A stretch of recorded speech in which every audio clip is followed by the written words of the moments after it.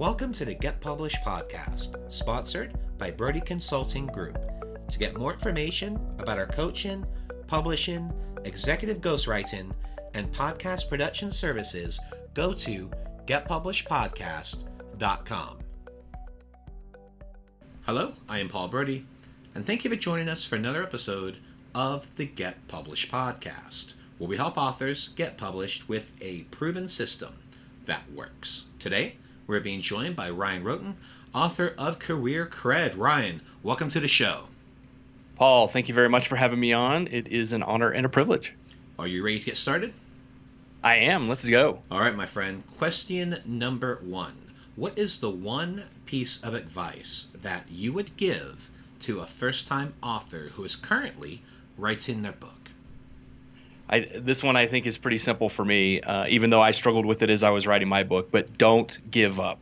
The world needs to hear your message, so keep going, even in those moments where you're going, okay, why am I even doing this? Just don't give up. Keep writing. And what do you feel is the hardest part about getting published? I think for me, initially, especially, once I had kind of decided whether I wanted to go self-published or go with a publisher, it was really just trying to understand the process, because, there's not like, at least I couldn't find one at the time, a class that says, here's the steps you have to take to publish your book. So really just understanding the process and what you get from it as an author. Well, one thing that we talked about before the show was we went a little deeper into your journey, and you actually went through a publisher, and your experience was not the greatest. And I asked you, I said, hey, Ryan, would you be okay if you talked a little bit about that experience on the show? And you were very generous in agreeing to do so. So would you please kind of walk us through that journey and some of the things that happened in that? Yeah, sure. So, and that's really, I guess, where, that piece, that hardest part comes for me, is understanding that process. Is, as a first-time author, I had no clue what to do. All I knew is I had words on paper, with air quotes in a file somewhere, but I didn't know what to do with it from that. And so I took the recommendation from a friend who had used a publisher, talked to them as well as 3 or 4 other people, and this particular publisher had kind of promised me the world. And as we were going through the process, it's not that she didn't deliver on some of the things, right? So the actual book was published, but where we ran into issues was within the contract and the things that they did not do, such as they did not help market the book.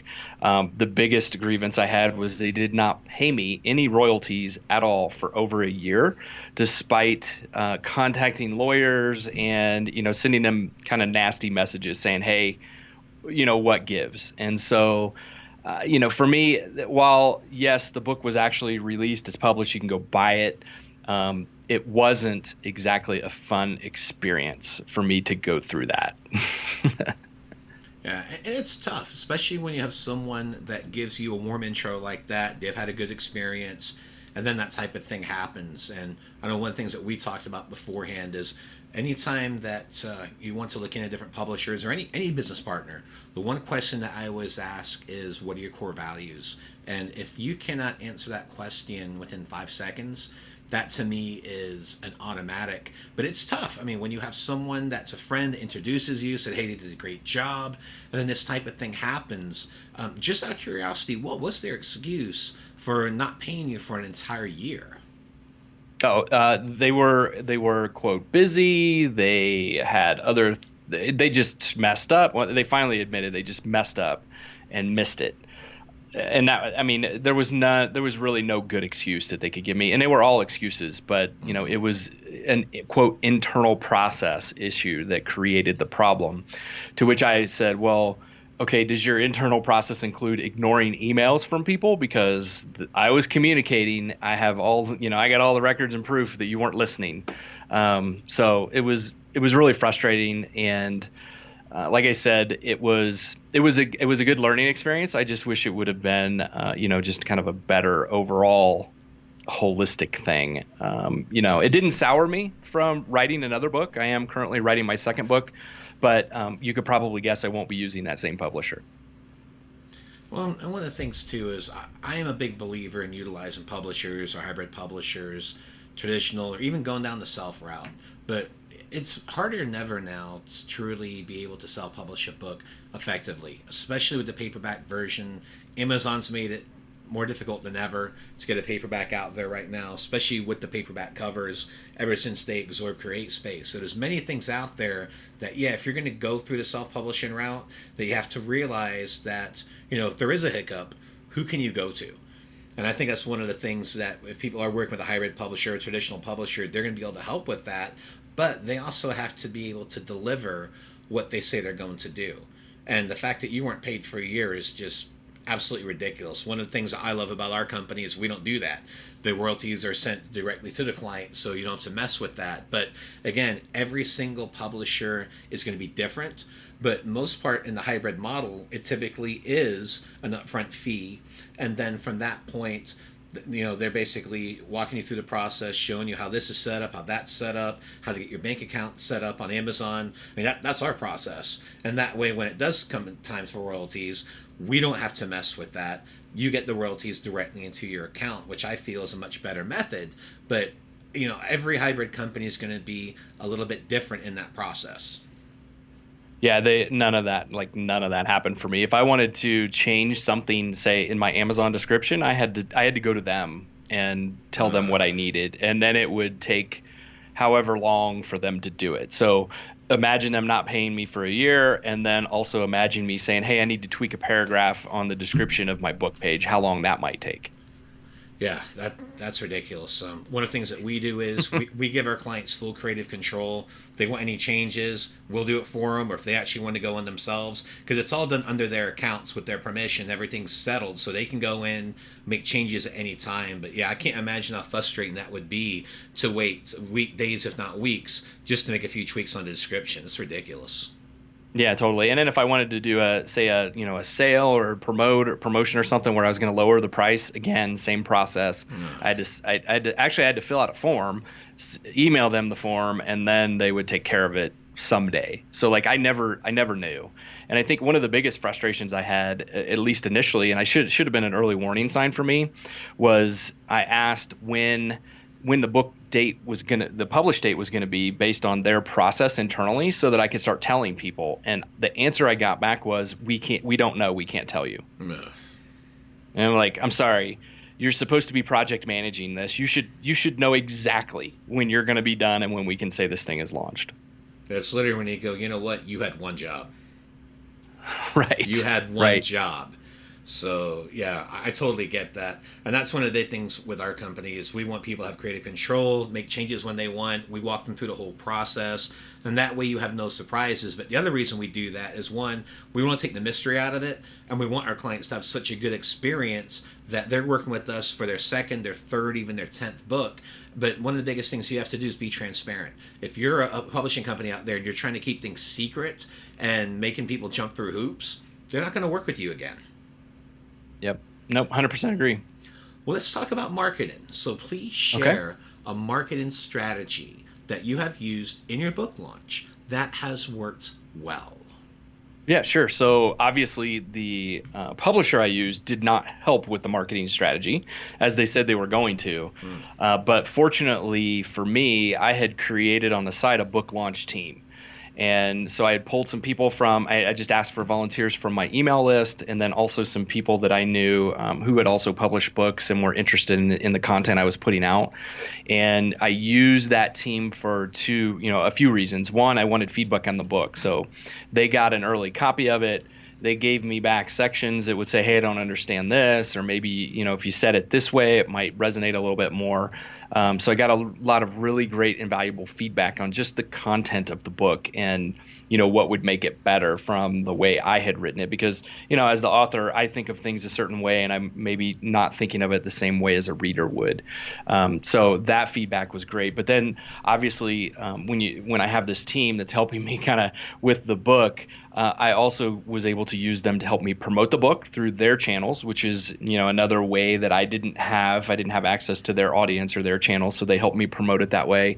And then also they stepped in on Amazon on the first day, and they all reviewed the book as well. And how many of those people left the reviews? I think I had 25 people in the group. 10 of them left reviews. That's not bad. Typically, the percentage is around 20 to 30%. So 10 out of 25, that's pretty darn good. Yeah, I wasn't unhappy, although I will say I was disappointed. You got people who say they want to help you do this thing, and one of the things I asked them to do is they signed up, and before I accepted them in the team was that they would give me an honest review when the book launched, and so it was great. I got 10. I was really hoping for everybody. My very first book, I reached out to way over 100 people. And out of those 100, I ended up with 10 reviews. And this was after follow-ups, after reminding people. So when it's your first book, it's rough. But I will tell you, once you get to your second book, to your third book, I mean, we just did my 15th book just on my own side from being in the trenches myself. And I can tell you, the more books that you have out, the easier that process gets. But yeah, that very first book, I mean, you're lucky to have 10, 15, maybe 20%. So the fact that you got 10 out of 25 is actually pretty darn good. So I think I selected the right people then. That's part of it. So what other launch strategies did you use when the book actually was launching? Besides getting them to grab copies and leave reviews, what other strategies were you utilizing? Yeah, the only other there were two other ones really were kind of my main targets. One was my podcast. So I did a quote advertisement, if you will, in my podcast. I talked about the book quite often. I release a podcast every week. So for the first 2-3 months, I always talked about the book. And then anytime I could get on someone else's podcast to talk about the book, I would do that in a heartbeat. Didn't matter who it was. It didn't matter if I was their very first guest on their podcast. If they wanted me to talk about my book, I would go talk about my book. Excellent. Well, talking about books, what is your favorite book, and what was the number one thing that you learned from it? This is actually a tough question because I'm a reader, so I read a lot of business books, and there's so many to choose from that to really pick one was a challenge for me. So instead, what I would like to share is the current book I'm reading, which is one that you may not have heard of. It's called Think by Matt Church and Peter Cook. And these guys run an accelerator program out of Australia for entrepreneurs called Thought Leaders. And the book, Think, teaches you how to add dimensions to your ideas by considering left brain and right brain functions. And when you start to think of an idea in this way, it really helps to kind of round out your idea and shape them into what will become your future thought leadership that you can then share via coaching, mentoring, workshops, presentations, and of course, by writing another book. So Think is actually helping me shape the way I think, because if you really take a minute, and not to use this word again, but if you think about it, nowhere in our lives and our schooling has anybody ever really taught us how to think. And so a book about thinking has actually been very beneficial to me, especially now as I'm starting to sit down and write my second book, knowing how to pull in those added dimensions for right and left brain functions so that I can kind of, an idea will attach to anybody regardless of what your preference of thinking is really a good thing. And for a final question, what is your favorite quote and why? Yeah, right now it's, do your actions map to your ambitions? And I'm pretty sure that came from Gary Vaynerchuk. And I think it's a great reminder to help us all keep on track to hit our goals. And you just ask yourself, is what I'm doing right now going to move me forward so that I can meet my ambitions? So for example, if you want to be an author, you're going to need to write. So how much and how often are you writing? Because if you're not writing, then you're not going to get your book out into the world. Absolutely. Well, Ryan, I want to thank you for being a guest on the show. What is the best way for people to find you online? The easiest way is to go to Ryan Rhoten, RHOTEN.com. And then you can find me on any social media platforms at just Ryan Rhoten. Ryan, thank you once again for being on the show, and I wish you all the best in your author journey ahead. Thanks, Paul. Appreciate it. Thanks again for joining us today. To learn more about how you can be featured in our brand new Get Published business book, go to getpublishedpodcast.com.